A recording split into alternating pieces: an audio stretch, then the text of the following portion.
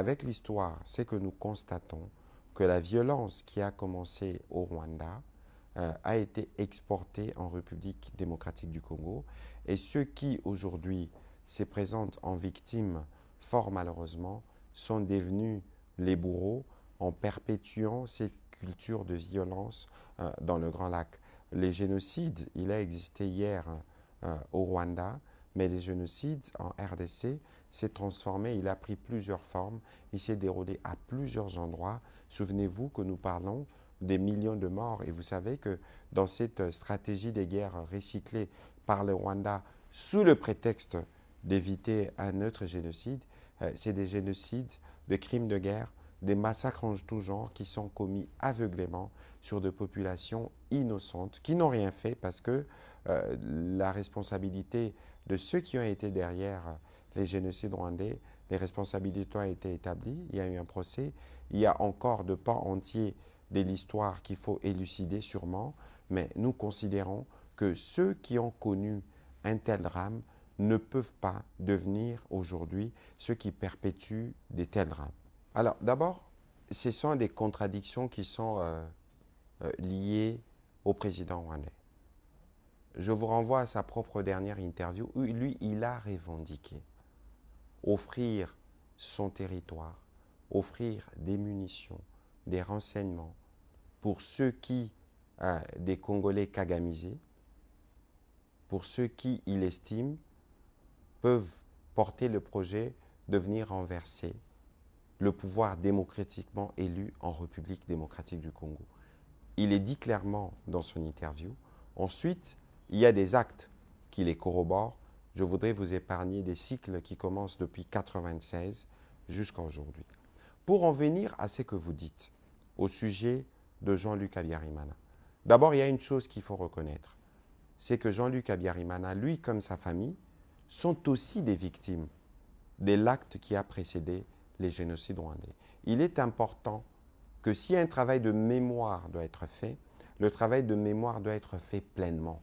Il y a évidemment une part de justice qui doit être dite pour les familles du président Abiyarimana, pour les familles du président burundais qui sont décédés dans le crash ou dans l'attentat contre le Falcon qu'il transportait. Je rappelle que le président Abiyarimana était un homme qui soutenait les processus de paix.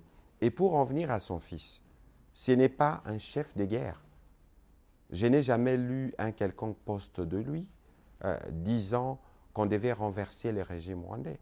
Et le narratif qui est tenu par le président rwandais est un narratif mensonger et d'agitation parce qu'il faut à tout prix trouver des raccourcis pour justifier la présence de ces forces de manière totalement illégale sur notre territoire.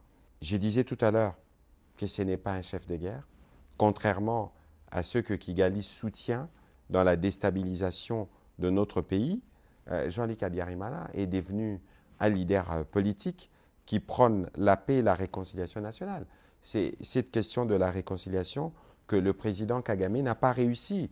Ce n'est pas parce qu'il a supprimé sur papier les tribus et les ethnies qu'il a réussi à relever ces défis de la réconciliation pour un pays qui a été tant marqué. Je rappelle que durant les génocides, ce n'est pas seulement les Tutsis qui ont été tués, des Hutus modérés ont aussi été tués, qui a un besoin que cette réconciliation puisse être faite. Et il ne peut pas, lui, de manière permanente, continuer à trouver en certains Rwandais, fut-il FDLR, un motif permanent pour continuer à perpétuer des massacres, y compris dans l'Est de la République démocratique du Congo. Le président rwandais, dans cette quête justement de construire un Rwanda réconcilié, devrait se remettre en question et comprendre que le choix qu'il a fait d'instaurer un régime de terreur et de répression contre toute velléité de contredire sa gestion du pays pose un problème. Au-delà du fait qu'il accueille les Congolais qui ne cachent pas leur intention belliqueuse d'attaquer les institutions démocratiquement élues, mais il maintient en son sein un régime de répression, un régime d'oppression qui étouffe toute forme de voix discordante. Que vous soyez opposant politique, que vous soyez artiste musicien, que vous soyez un Quidam, le Rwandais ne vivent pas dans un espace de liberté. Au contraire, ils vivent dans un espace d'oppression. Et donc, il est clair qu'aujourd'hui, que pour nous, Kinshasa, nous avons fait le choix de la paix. Le président de la République l'a toujours dit, que nous n'avons pas de problème avec le peuple rwandais, parce que nous pensons que le Rwanda est un pays frère qui restera indéfiniment voisin de la RDC et que nous ne pouvons pas perpétuer la culture de la violence telle que le président rwandais le fait, parce que ce n'est pas en sémant la violence qu'on peut récolter la paix. En sémant la violence, on ne peut récolter que la violence. Et nous sommes particulièrement engagés vers des dynamiques de paix. Et donc, le président rwandais ne devrait pas prendre panique, y compris dans nos amitiés. Nous recevons de Français, nous recevons des Américains. Nous pouvons aussi avoir des amis rwandais avec qui nous pouvons discuter des questions de paix et de réconciliation nationale au Rwanda.